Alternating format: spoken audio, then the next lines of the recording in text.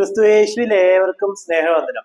കഴിഞ്ഞ വീഡിയോയിൽ നമ്മൾ മനസ്സിലാക്കി ഒരു വ്യക്തി ദൈവത്തിൽ നിന്ന് ജനിക്കുമ്പോഴാണ് അവൻ ദൈവത്തിന്റെ മകനായി തീരുന്നത്.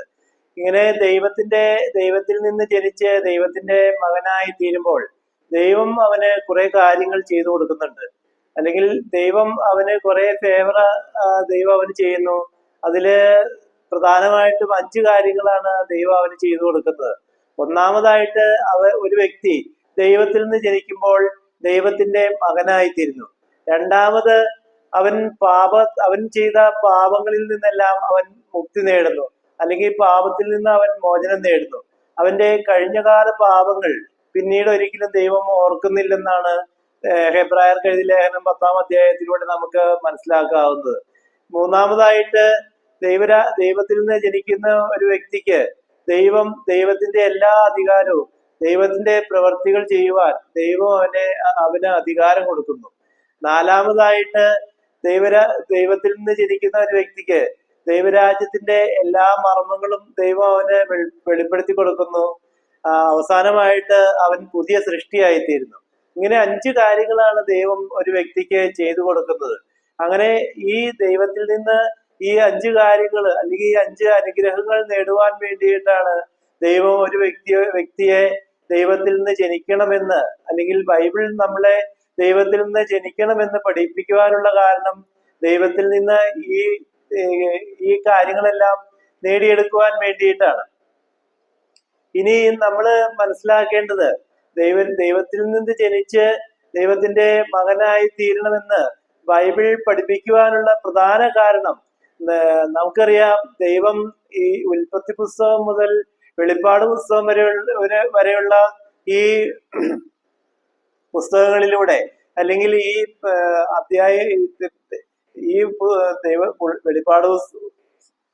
ഉൽപ്പത്തി പുസ്തകം മുതൽ വെളിപ്പാട് പുസ്തകം വരെയുള്ള ഈ പുസ്തകങ്ങളിലൂടെ ദൈവം അനേകം വാഗ്ദാനങ്ങൾ ദൈവത്തിന്റെ പുത്രനായി തീർന്നാൽ മാത്രമേ നമുക്ക് ദൈവത്തിന്റെ ഭവനത്തിൽ വസിക്കുവാൻ കഴിയുകയുള്ളൂ എന്നാണ് വചനം പഠിപ്പിക്കുന്നത്.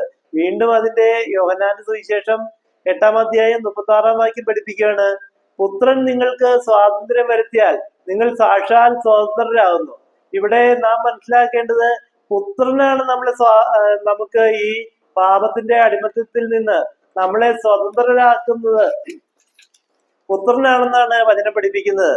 ഗലാത്യർക്ക് എഴുതിയ ലേഖനം 5-ാം അധ്യായം അതിന്റെ 1-ാം വാക്യത്തിലൂടെ വചനം നമ്മെ പഠിപ്പിക്കുന്നത്, സ്വാതന്ത്ര്യത്തിനായിട്ട് ക്രിസ്തു നമ്മെ സ്വതന്ത്രരാക്കി, ആകയാൽ നാം ഇനി അടിമമുഖത്തിൽ വീണ്ടും കുടുങ്ങിപ്പോകരുത്. അപ്പൊ ഇവിടെ വചനം നമ്മള് യോഹന്നാന്റെ സുവിശേഷം 8-ാം അധ്യായം 36-ാം വാക്യത്തിലൂടെ മനസ്സിലാക്കി, പുത്രൻ നിങ്ങൾക്ക് സ്വാതന്ത്ര്യം വരുത്തിയാൽ നിങ്ങൾ സാക്ഷാൽ സ്വതന്ത്രരാകുന്നു. ഇവിടെ ഗലാത്യർക്ക് എഴുതിയ ലേഖനം 5-ാം അധ്യായം 1-ാം വാക്യത്തിൽ പഠിപ്പിക്കുന്നത്, ക്രിസ്തു നിങ്ങളെ സ്വാതന്ത്ര്യത്തിനായിട്ട് ക്രിസ്തു നമ്മെ സ്വതന്ത്രരാക്കി, വീണ്ടും നമ്മള് ആ അടിമമുഖത്തിൽ കുടുങ്ങിപ്പോകരുതെന്നാണ്. അപ്പൊ പുത്രൻ എന്ന് പറയുന്നത് ക്രിസ്തു ആണെന്ന് ഈ വചനത്തിലൂടെ നമുക്ക് മനസ്സിലാക്കാം. അപ്പൊ ക്രിസ്തു ഒരു വ്യക്തിക്ക് സ്വാതന്ത്ര്യം കൊടുക്കുമ്പോഴാണ് അവൻ യഥാർത്ഥത്തിൽ സ്വാതന്ത്ര്യത്തിലേക്ക് വരുന്നത്. അപ്പൊ നാം മനസ്സിലാക്കേണ്ടത്, പാപം ചെയ്ത് പാപത്തിന്റെ അടിമത്തത്തിൽ കഴിയുന്ന ആരും ദൈവത്തിന്റെ ഭവനത്തിൽ വസിക്കുന്നില്ല, അല്ലെങ്കിൽ നിത്യതയിൽ വസിക്കുന്നില്ലെന്നാണ് നാം മനസ്സിലാക്കേണ്ടത്. അപ്പൊ അതുകൊണ്ടാണ് വചനം അല്ലെങ്കിൽ ബൈബിൾ ഇത്ര കർശനമായിട്ട് നാം ദൈവത്തിന്റെ മകനും മകളുമായി തീരണമെന്ന് പഠിപ്പിക്കുന്നത്. നമുക്ക് ദൈവത്തോടൊപ്പം നിത്യതയിൽ വസിക്കണമെങ്കിൽ നാം ഓരോരുത്തരും ദൈവത്തിന്റെ മകനും മകളുമായി തീരണമെന്നാണ് വചനത്തിലൂടെ ദൈവം നമ്മെ പഠിപ്പിക്കുന്നത്. വീണ്ടും നമ്മൾ വിശേഷം 8-ാം അധ്യായം 31-ാം വാക്യത്തിലേക്ക് വന്നു കഴിഞ്ഞാൽ, തന്നിൽ വിശ്വസിച്ച യഹൂദന്മാരോട് യേശു, എന്റെ വചനത്തിൽ നിലനിൽക്കുന്നുവെങ്കിൽ നിങ്ങൾ വാസ്തവമായി എന്റെ ശിഷ്യന്മാരായി. അങ്ങനെ യേശു പഠിപ്പിച്ച ഈ വചനത്തിൽ നാം നിലനിൽക്കുമ്പോൾ നമ്മള് യേശുവിന്റെ ശിഷ്യന്മാരായി തീരുന്നു എന്നാണ് നാം വചനം പഠിപ്പിക്കുന്നത്. അപ്പൊ ഈ വചനത്തിലൂടെ നാം ഗ്രഹിക്കേണ്ടത്, പാപം ചെയ്ത് പാപത്തിന്റെ അടിമത്തത്തിൽ കിടക്കുന്ന ഒരു വ്യക്തിയെ അതിൽ നിന്ന് സ്വതന്ത്രനാക്കുന്നത്, അല്ലെങ്കിൽ അവന് ആ പാപത്തിൽ നിന്ന് സ്വാതന്ത്ര്യം കൊടുക്കുന്നത് ക്രിസ്തുവാണ്.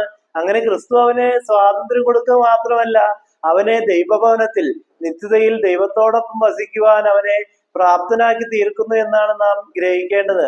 അങ്ങനെ ദൈവത്തോടൊപ്പം നിത്യതയിൽ വസിക്കുവാൻ നാം ഓരോരുത്തരും പുത്രന്മാരായി തീരണം, അല്ലെങ്കിൽ ദൈവത്തിന്റെ പുത്രനും പുത്രിയുമായി തീരണം എന്നാണ് ഈ വചനത്തിലൂടെയെല്ലാം നാം ഗ്രഹിക്കേണ്ടത്.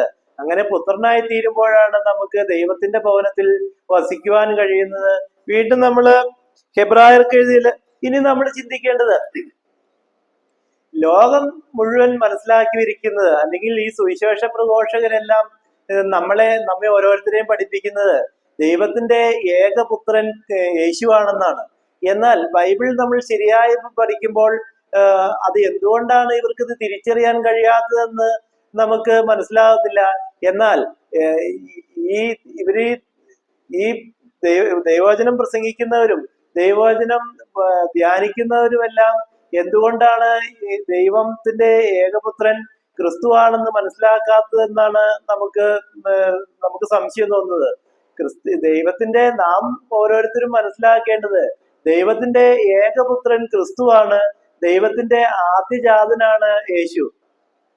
അങ്ങനെ ഈ ക്രിസ്തുവിനെ ഹൃദയത്തിൽ സ്വീകരിക്കുന്നവരെല്ലാവരും ദൈവത്തിന്റെ പുത്രന്മാരായി തീരുന്നു എന്നാണ് വചനത്തിലൂടെ നമുക്ക് വചനം പഠിക്കുമ്പോൾ നമുക്ക് മനസ്സിലാക്കാവുന്നത്. ഇനി നമുക്ക് യേശു മാത്രമാണ് ദൈവത്തിന്റെ പുത്രൻ എന്ന് വചനത്തിലൂടെ നമുക്ക് മനസ്സിലാക്കാം. ഇവിടെ ഹെബ്രായർക്ക് എഴുതിയ ലേഖനം 2-ാം അധ്യായം 10-ാം വാക്യത്തിലൂടെ വചനം പഠിപ്പിക്കുന്നത്, സകലത്തിനും ലാക്കും കാരണഭൂതനുമായവൻ. ഞാൻ ആ വചനം ഒന്ന് വായിക്കാം.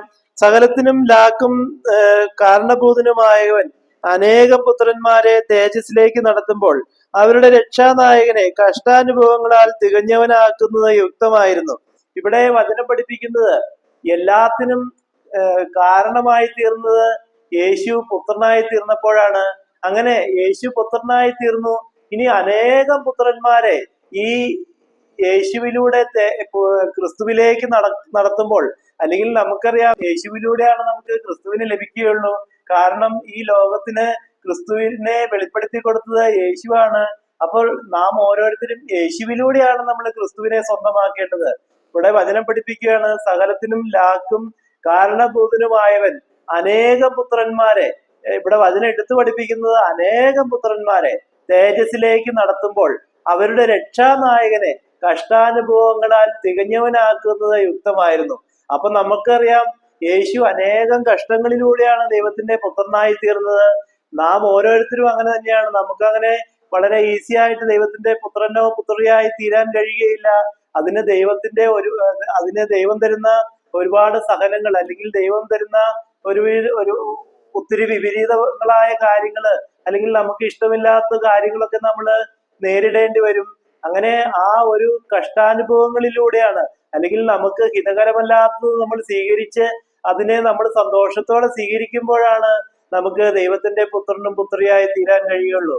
അപ്പൊ നമ്മുടെ എല്ലാം ഇങ്ങനെ ആരൊക്കെ ദൈവത്തിന്റെ പുത്രന്മാരായി തീരുന്നോ അവരുടെ എല്ലാം രക്ഷാനായകനാണ് യേശു ക്രിസ്തു എന്നാണ് നമ്മൾ ഈ വചനത്തിലൂടെ മനസ്സിലാക്കേണ്ടത്. അപ്പൊ ആരൊക്കെ ദൈവത്തിൽ നിന്ന് ജനിച്ച് ഈ രക്ഷയിലേക്ക് വരുന്നുവോ അവരുടെ എല്ലാം നായകൻ യേശുവാണ്. യേശുവിലൂടെയാണ് ഈ ക്രിസ്തുവിനെ ദൈവം ലോകത്തിന് വെളിപ്പെടുത്തി കൊടുത്തത്. അപ്പൊ യേശു ഈ ആരൊക്കെ പുത്രന്മാരായി തീരുന്നോ അവരുടെ എല്ലാം നായകനാണ് യേശു എന്ന് ഈ വചനത്തിലൂടെ നമുക്ക് മനസ്സിലാക്കാം. അതുപോലെ അനേകം പുത്രന്മാരെ ഈ തേജസ്സിലേക്ക്, നമുക്കറിയാം, നമ്മൾ ആദ്യം പല വീഡിയോകളിലും മനസ്സിലാക്കിയതാണ്, നമ്മുടെ ജീവനായ ക്രിസ്തു വെളിപ്പെടുമ്പോൾ നാമും അവനോടൊപ്പം തേജസ്സിൽ വെളിപ്പെടും. അപ്പൊ നമുക്ക് തേജസ് ലഭിക്കുന്നത് നമുക്ക് ക്രിസ്തുവിനെ ലഭിക്കുമ്പോഴാണ്. ഈ ക്രിസ്തുവിനെ ലഭിക്കണമെങ്കിൽ നമുക്ക് യേശുവിലൂടെ അകത്ത് പ്രവേശിച്ച് യേശുവിലൂടെ അകത്ത് പ്രവേശിക്കുമ്പോഴാണ് നമുക്ക് ക്രിസ്തുവിനെ കണ്ടെത്താനും ക്രിസ്തുവിനെ തിരിച്ചറിയാനും കഴിയുകയുള്ളൂ. ഇന്ന് ആളുകൾ യേശുവിന്റെ അടുക്കൽ മാത്രം എത്തുന്നു, യേശുവിനോട് പ്രാർത്ഥിക്കുന്നു. എന്നാൽ യേശുവിലൂടെ ക്രിസ്തുവിനെ കണ്ടെത്തുവാൻ ആരും പരിശ്രമിക്കുന്നില്ല. അതുകൊണ്ടാണ് ആർക്കും ക്രിസ്തുവിനെ മനസ്സിലാക്കുവാനും ക്രിസ്തുവിനെ തിരിച്ചറിയുവാനും കഴിയാത്തത്. ഇവിടെ വചനം പഠിപ്പിക്കുന്ന അനേകം പുത്രന്മാരെ തേജസ്സിലേക്ക് യേശു നടത്തുമെന്നാണ്. അപ്പൊ ഈ അനേകം പുത്രന്മാരെ തേജസ്സിലേക്ക് നടത്തുന്നു എന്ന് പറയുമ്പോൾ യേശു മാത്രമല്ല, ആരൊക്കെ ദൈവത്തിൽ നിന്ന് ജനിക്കുന്നതോ അവരെല്ലാവരും ദൈവത്തിന്റെ പുത്രനും പുത്രിയുമാണെന്നാണ് വചനം പഠിപ്പിക്കുന്നത്. യേശു ദൈവത്തിൽ നിന്ന് ജനിച്ച് പുത്രനായി തീർന്ന പോലെ നാം ഓരോരുത്തരും പുത്രന്മാരും പുത്രിമാരും ആയി തീരണമെന്നാണ് ഈ വചനത്തിലൂടെ പഠിപ്പിക്കുന്നത്. നമുക്ക് ഗലാത്യർക്ക് എഴുതിയ ലേഖനം 4-ാം അധ്യായം 6-ാം വാക്യം പഠിച്ചു കഴിഞ്ഞാൽ ആ വചനം ഞാനൊന്ന് വായിക്കാം. നിങ്ങൾ മക്കളാകൊണ്ട് ആബാ പിതാവേ എന്ന് വിളിക്കുന്ന സ്വപുത്രന്റെ ആത്മാവിനെ ദൈവം നമ്മുടെ ഹൃദയങ്ങളിൽ അയച്ചു. അപ്പൊ നമ്മൾ എങ്ങനെയാണ് ദൈവത്തിന്റെ പുത്രന്മാരായി തീരുന്നത്? നമ്മൾക്കറിയാം, നമ്മൾ നേരത്തെ മനസ്സിലാക്കിയതാണ്, ദൈവത്തിന്റെ ആത്മീയതയിൽ നിന്ന് ജനിക്കുമ്പോഴാണ് ഒരു മനുഷ്യൻ ആത്മീയനായി തീരുന്നത്.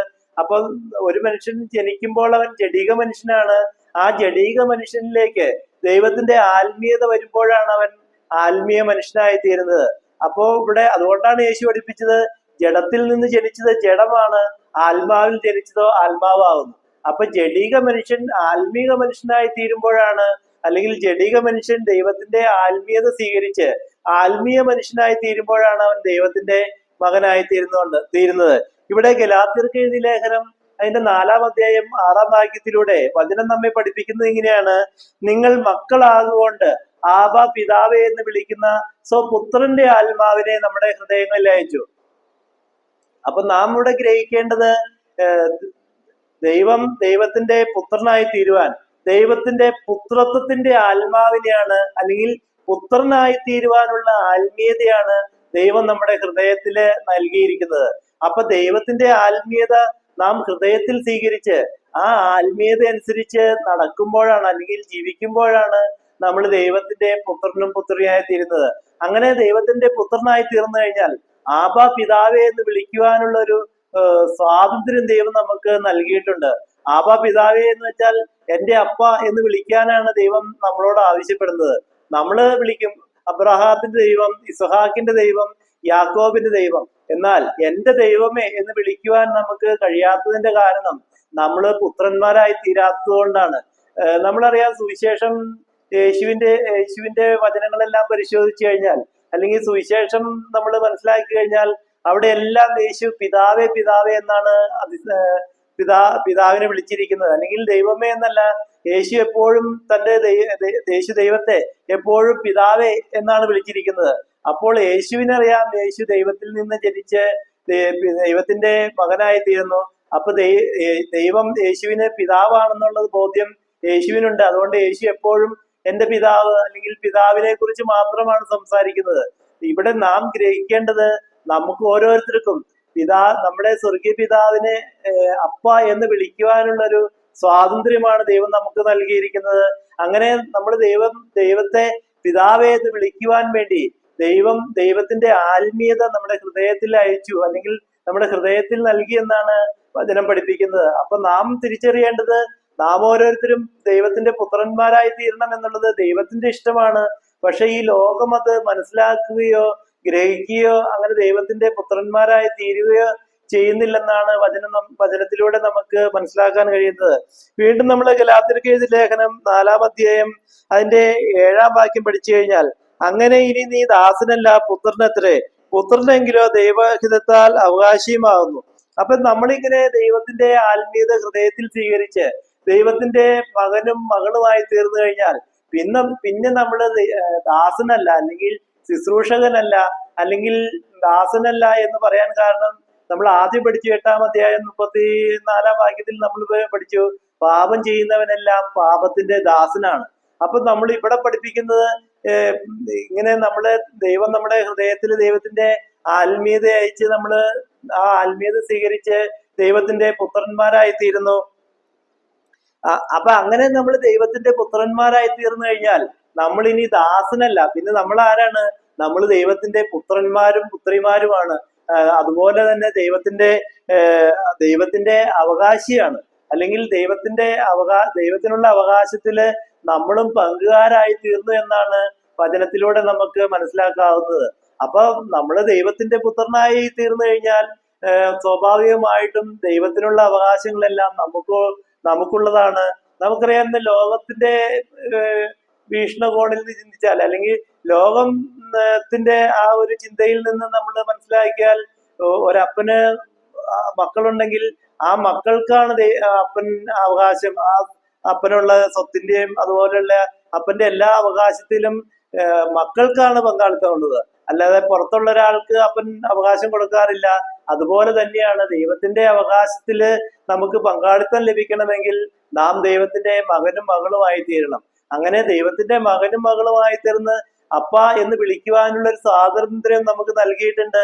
ആ സ്വാതന്ത്ര്യം നമ്മൾ നേടിയെടുക്കണമെങ്കിൽ ദൈവത്തിന്റെ ആത്മീയത നാം ഹൃദയത്തിൽ സ്വീകരിച്ച് ആ ആത്മീയത അനുസരിച്ച് ജീവിക്കുമ്പോഴാണ് നാം ദൈവത്തിന്റെ മകനും മകളുമായി തീരുന്നത്. അങ്ങനെ ജീവിക്കുമ്പോഴാണ് ദൈവത്തിന്റെ അവകാശം നമുക്ക് ലഭിക്കുന്നത് എന്നാണ് ഈ വചനത്തിലൂടെ നാം മനസ്സിലാക്കേണ്ടത്. വീണ്ടും നമ്മൾ റോമർക്ക് എഴുതിയ ലേഖനം 8-ാം അധ്യായം 15-ാം വാക്യം പഠിപ്പിക്കുന്നത് എങ്ങനെയാണ്? നിങ്ങൾ പിന്നെയും ഭയപ്പെടേണ്ടതിന് ദാസ്യത്തിന്റെ ആത്മാവിനെയല്ല, നാം ആബാ പിതാവേ എന്ന് വിളിക്കുന്ന പുത്രത്വത്തിൻ ആത്മാവിനെ എത്രേ പ്രാപിച്ചത്. അപ്പൊ ഇവിടെ വചനം പഠിപ്പിക്കുന്നത് റോമർക്ക് എഴുതിയ ലേഖനത്തിലും പഠിപ്പിക്കുന്ന 8-ാം അധ്യായം 15-ാം വാക്യത്തിലൂടെ പഠിപ്പിക്കുന്നത് എങ്ങനെയാണ്? നിങ്ങൾ പിന്നെയും ഭയപ്പെടേണ്ടതിന് ദാസ്യത്തിന്റെ ആത്മാവിനെയല്ല, ആബാ പിതാവേ എന്ന് വിളിക്കുന്ന സ്വപുത്രത്തിന്റെ ആത്മാവിനെ എത്രയാണ് നമുക്ക് നൽകിയത്. അപ്പൊ നമ്മളിങ്ങനെ പാപം ചെയ്ത് പാപത്തിന്റെ അടിമത്തത്തിൽ കഴിയേണ്ടവരല്ല. നാം ദൈവത്തിന്റെ ആത്മീയത സ്വീകരിച്ച് ദൈവത്തിന്റെ മകനും മകളുമായി ദൈവത്തിന്റെ ആ വാഗ്ദാനങ്ങളിൽ നമ്മൾ പങ്കാളികളാകണം. അതിനുവേണ്ടി ദൈവം നമ്മുടെ ഹൃദയത്തിൽ നൽകിയിരിക്കുന്നത് ദൈവത്തിന്റെ ആത്മീയതയായ ക്രിസ്തുവിനെയാണെന്നാണ് വചനത്തിലൂടെ നമുക്ക് ഗ്രഹിക്കുവാൻ കഴിയുന്നത്.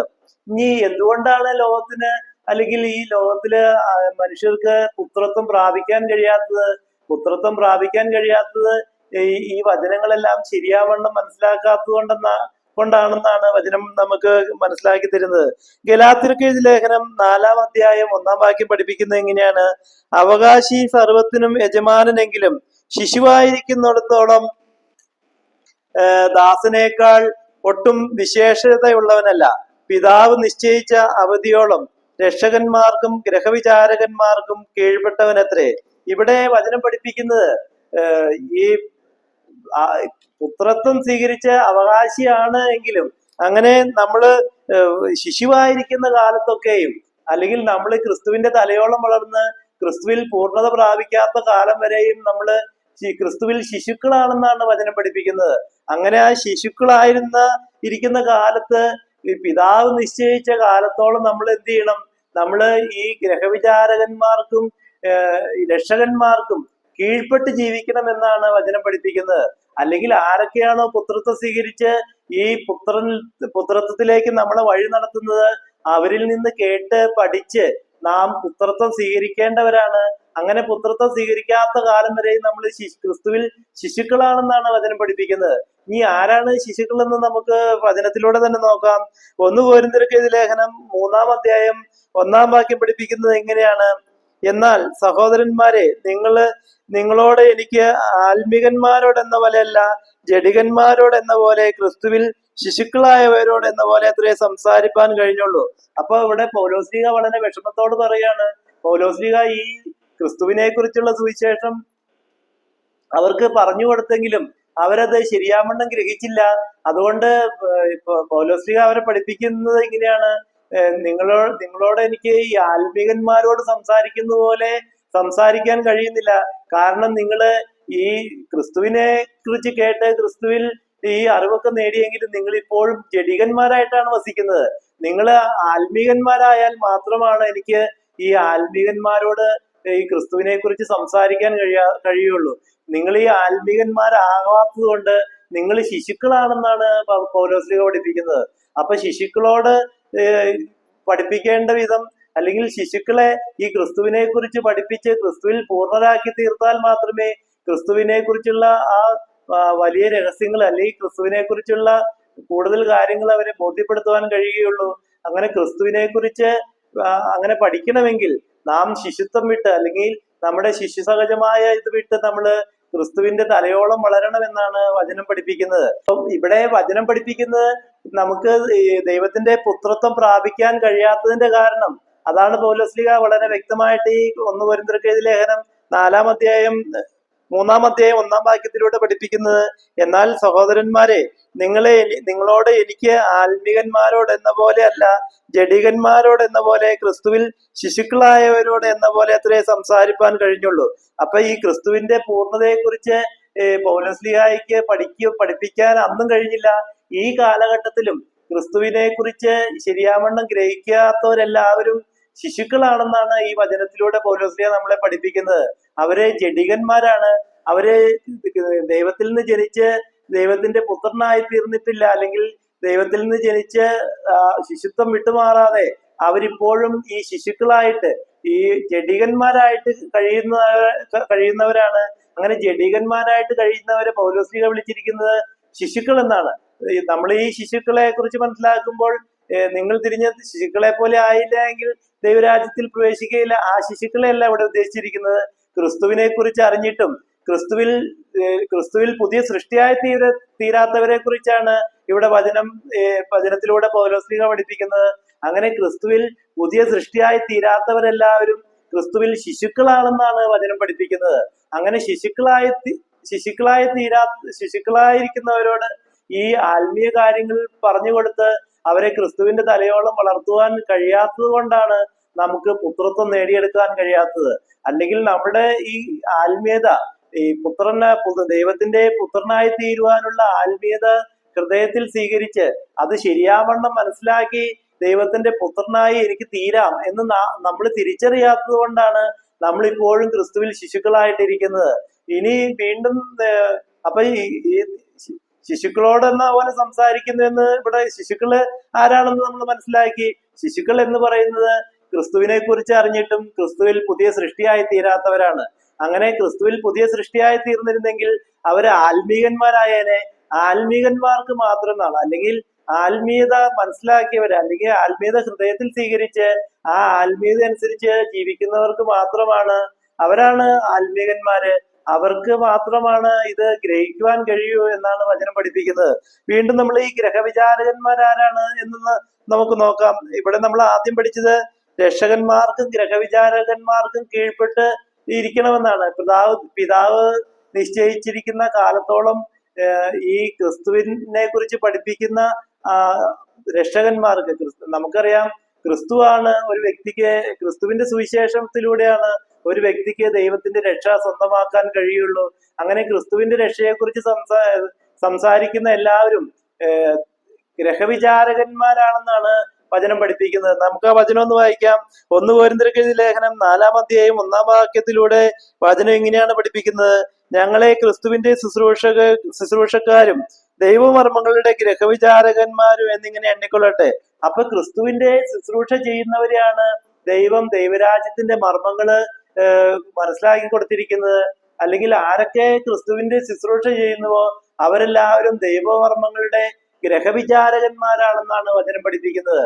അപ്പൊ ആരൊക്കെയാണോ ഈ ക്രിസ്തുവിൽ പുതിയ സൃഷ്ടിയായി തീരുന്നത് അവരെയാണ് ദൈവത്തിന്റെ പ്രവൃത്തി ചെയ്യുവാൻ ഏൽപ്പിച്ചിരിക്കുന്നത്. അവർക്ക് ദൈവം, നമ്മൾ ആദ്യം മനസ്സിലാക്കി, ദൈവരാജ്യ മർമ്മങ്ങളെല്ലാം ദൈവം പുത്രന് വെളിപ്പെടുത്തി കൊടുക്കുന്നു. അപ്പൊ ദൈവത്തിന്റെ ഈ ദൈവരാജ്യ മർമ്മങ്ങള് വെളിപ്പെട്ട് കിട്ടിയവർ അതിന്റെ കാവൽക്കാരാണ്, അല്ലെങ്കിൽ അതിന്റെ ഗ്രഹവിചാരകന്മാരാണെന്നാണ് വചനം പഠിപ്പിക്കുന്നത്. അപ്പൊ ദൈവത്തിന്റെ ഭവനമായി തീരേണ്ടവരാണ് നാം ഓരോരുത്തരും. അങ്ങനെ ആ ക്രിസ്തുവിനെ ഹൃദയത്തിൽ സ്വീകരിച്ചവരാണ് ദൈവത്തിന്റെ ഭവനമായി തീരുന്നത്. അപ്പൊ ആ ദൈവത്തിന്റെ ഭവനമായി തീർന്നവര് ദൈവത്തിന്റെ ഗ്രഹവിചാരകന്മാരാണ്. അവരെയാണ് ദൈവരാജ്യ മർമ്മങ്ങളെല്ലാം, അല്ലെങ്കിൽ ആരൊക്കെയാണ് ക്രിസ്തുവിൽ പുതിയ സൃഷ്ടിയായി തീർന്നവർ അവര് ക്രിസ്തുവിന്റെയും ദൈവത്തിന്റെയും അംബാസഡർമാരാണെന്ന് നമ്മൾ കഴിഞ്ഞ വീഡിയോകളിൽ മനസ്സിലാക്കി. അങ്ങനെ അവരിലൂടെ അങ്ങനെ ആരൊക്കെയാണോ ക്രിസ്തുവിനെ കുറിച്ച് സുവിശേഷിക്കുന്നത് അവരിലൂടെ സംസാരിക്കുന്നത് ദൈവമാണെന്ന് നമ്മൾ മനസ്സിലാക്കി. അപ്പൊ ഈ ക്രിസ്തുവിൽ പുതിയ സൃഷ്ടിയായി തീർന്നവരെല്ലാം ദൈവരാജ്യ മർമ്മങ്ങളുടെ ഗ്രഹവിചാരകന്മാരാണെന്നാണ് വചനം പഠിപ്പിക്കുന്നത്. അങ്ങനെ ഈ ഗ്രഹവിചാരകന്മാർക്കും ഈ രക്ഷ നൽകുന്നവർക്കും കീഴ്പ്പെട്ട് പിതാവ് നിശ്ചയിച്ച കാലത്തോളം ഈ അവരിൽ നിന്ന് പഠിച്ച് നാം പൂർണ്ണത പ്രാപിക്കണമെന്നാണ് വചനം പഠിപ്പിക്കുന്നത്. നമുക്ക് ഈ വചനങ്ങളിലൂടെ നാം മനസ്സിലാക്കേണ്ടത്, നാം ഓരോരുത്തരും ക്രിസ്തുവിൽ പുതിയ സൃഷ്ടിയായി തീരണം. അതാണ് ദൈവപിതാവിന്റെ ആഗ്രഹം. അതിന് ദൈവത്തിന്റെ ആത്മീയത നമ്മുടെ ഹൃദയങ്ങളിൽ അയച്ചിട്ടുണ്ട്. അങ്ങനെ ആത്മീയത സ്വീകരിച്ച് പിതാവിന്റെ ആത്മീയത, ദൈവത്തിന്റെ ആ സത്യ ആത്മീയത നമ്മുടെ ഹൃദയത്തിൽ സ്വീകരിച്ച് ആ ആത്മീയത അനുസരിച്ച് നടക്കുമ്പോൾ നമ്മള് ദൈവത്തിന്റെ പുത്രന്മാരാണ്. പിന്നെ ദൈവം നമുക്ക് പിതാവാണ്. പിന്നെ എപ്പോഴും നമ്മുടെ പിതാവ് എന്നാണ് ദൈവത്തെ കാണേണ്ടത്. അപ്പൊ പിതാവായി ക്രിസ്തുവിനെ സ്വീകരിച്ച് ക്രിസ്തുവിൽ പുതിയ സൃഷ്ടിയായി തീർന്നവരെല്ലാം ദൈവം അവന് പിതാവാണ്. അപ്പൊ പിതാവ് അവന് എല്ലാ കാര്യങ്ങളും ദൈവത്തിന്റെ പ്രവൃത്തികളെല്ലാം ചെയ്യുവാൻ പിതാവ് പുത്രനെയാണ് ഏൽപ്പിച്ചിരിക്കുന്നത്. അതാണ് പിതാവ് പുത്രനെ അറിയുകയും സകലതും പുത്രന്റെ കയ്യിൽ കൊടുക്കുകയും ചെയ്തിരിക്കുന്നു. അപ്പൊ സകലതും കൊടുത്തു എന്ന് പറയുമ്പോ ദൈവത്തിന്റെ ഈ ദൈവരാജ്യ മർമ്മങ്ങളെല്ലാം ദൈവം പുത്രന് വെളിപ്പെടുത്തി കൊടുത്തിട്ടുണ്ട്. ഈ പുത്രനാണ് പിതാവിനെ ലോകത്തിന് വെളിപ്പെടുത്തി കൊടുക്കുന്നത്. അപ്പൊ യഥാർത്ഥമായിട്ട് നമ്മൾ പുത്രനായി തീർന്നാൽ മാത്രമേ നമുക്ക് പിതാവാരാണെന്ന് അറിയാൻ കഴിയൂ. ഈ പിതാവാരാണെന്ന് അറിഞ്ഞാൽ മാത്രമേ നമുക്ക് പിതാവിനെ ലോകത്തിന് വെളിപ്പെടുത്തി കൊടുക്കാൻ കഴിയുള്ളൂ. അപ്പൊ യഥാർത്ഥത്തിൽ ഒരു സുവിശേഷകൻ ചെയ്യേണ്ടത്, അല്ലെങ്കിൽ യഥാർത്ഥ സുവിശേഷം എന്ന് പറയുന്നത് തന്റെ പിതാവിനെ ലോകത്തിന് വെളിപ്പെടുത്തി കൊടുക്കുക എന്നുള്ളതാണ്. അങ്ങനെ പിതാവിനെ ലോകത്തിന് വെളിപ്പെടുത്തി കൊടുത്ത് ആ പിതാവിൽ നിന്ന് ജനിച്ച് എല്ലാവരെയും പുത്രന്മാരാക്കി തീർക്കുക, അല്ലെങ്കിൽ പിതാവിൽ നിന്ന് ഇങ്ങനെ ഒരു ജനനമുണ്ടെന്ന് ലോകത്തെ പഠിപ്പിച്ച് ലോകത്തിലെ ജനങ്ങളെ പിതാവിൽ നിന്ന് ജനിപ്പിച്ച് അല്ലെങ്കിൽ ദൈവത്തിൽ നിന്ന് ജനിപ്പിച്ച് ഓരോരുത്തരെയും ദൈവത്തിന്റെ പുത്രനും പുത്രിയും ആക്കി തീർക്കേണ്ടതാണ് യഥാർത്ഥ സുവിശേഷം. അല്ലാതെ നമ്മുടെ സൗകര്യങ്ങൾ വർദ്ധിപ്പിക്കുവാനും നമ്മുടെ ഭൗതികത നേടിയെടുക്കുവാനും വേണ്ടിയിട്ടുള്ളതല്ല ദൈവത്തിന്റെ ആത്മീയത. ദൈവത്തിന്റെ ആത്മീയത സ്വീകരിച്ച് ദൈവത്തോടൊപ്പം വസിക്കുമ്പോൾ നമുക്ക് ആവശ്യമുള്ളതെല്ലാം ദൈവം കൂട്ടിച്ചേർത്ത് തരികയാണ് ചെയ്യുന്നത്. അതുകൊണ്ടാണ് വചനം ഇങ്ങനെ പഠിപ്പിക്കുന്നത്, ആദ്യം നിങ്ങൾ അവരുടെ രാജ്യവും നീതിയും അന്വേഷിക്കുവിൻ, മിച്ചമുള്ളവയെല്ലാം കൂട്ടിച്ചേർക്കപ്പെടും. അപ്പൊ ആദ്യം അവന്റെ രാജ്യം എന്ന് പറഞ്ഞാൽ ദൈവരാജ്യമാണ്. അപ്പൊ ദൈവരാജ്യത്തിലെ ദൈവത്തിന്റെ നീതിയും അന്വേഷിച്ച് കണ്ടെത്തി അങ്ങനെ ദൈവത്തിന്റെ നീതിമാന്മാരായി ജീവിക്കുമ്പോഴാണ് ബാക്കിയുള്ളതെല്ലാം ദൈവം നമുക്ക് കൂട്ടിച്ചേർത്ത് നൽകുമെന്നാണ് വചനം പഠിപ്പിക്കുന്നത്. അപ്പൊ ഈ വചനങ്ങളിലൂടെ എല്ലാം നാം മനസ്സിലാക്കേണ്ടത്, നാം പാപം ചെയ്ത് ജീവിക്കുകയാണെങ്കിൽ പാപത്തിന്റെ അടിമത്തത്തിലാണ്. ഈ പാപത്തിന്റെ അടിമത്തത്തിൽ നിന്ന് നമ്മളെ മോചിപ്പിക്കുവാൻ ക്രിസ്തുവിന് മാത്രമേ കഴിയുകയുള്ളൂ. അങ്ങനെ അതുകൊണ്ടാണ് വചനം ക്രിസ്തുവിൽ പുതിയ സൃഷ്ടിയായി തീരണം എന്ന് പഠിപ്പിക്കുന്നത്. അങ്ങനെ ക്രിസ്തുവിൽ പുതിയ സൃഷ്ടിയായി തീരുമ്പോഴാണ് നമ്മൾ ഈ പാപത്തിന്റെ അടിമത്തത്തിൽ നിന്ന് മോചനം നേടി ദൈവത്തിന്റെ പുത്രനായി തീർന്ന് ദൈവത്തിന്റെ ഭവനത്തിൽ വസിക്കുവാൻ പ്രാപ്തരായി തീരുകയും ദൈവത്തിന്റെ വാഗ്ദാനങ്ങളിൽ പങ്കാളികളാകുകയും ചെയ്യുന്നത് ദൈവത്തിന്റെ പുത്രനായി തീരുമ്പോഴാണ്.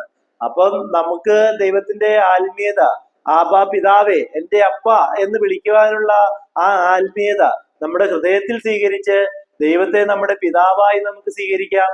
അങ്ങനെ ദൈവം നമുക്ക് പിതാവായി തീർന്ന് നമ്മുടെ ജീവിതത്തിന്റെ ഏത് ഘട്ടത്തിലും എന്റെ പിതാവേ എന്ന് വിളിക്കുവാനുള്ള ഒരു സ്വാതന്ത്ര്യം, ദൈവവുമായിട്ട് അത്ര അടുത്തൊരു ബന്ധം നമുക്ക് നേടിയെടുക്കുവാൻ ഈ ആത്മീയത ഹൃദയത്തിൽ സ്വീകരിച്ചാൽ നമുക്ക് കഴിയുമെന്നാണ് വചനം അസന്നിഗ്ധമായിട്ട് പഠിപ്പിക്കുന്നത്. നമുക്ക് ഈ രക്ഷയുടെ സുവിശേഷം ഹൃദയത്തിൽ സ്വീകരിച്ച് നമുക്ക് നമ്മുടെ ദൈവത്തെ സ്വർഗീയ പിതാവായി നമുക്ക് സ്വീകരിക്കാം.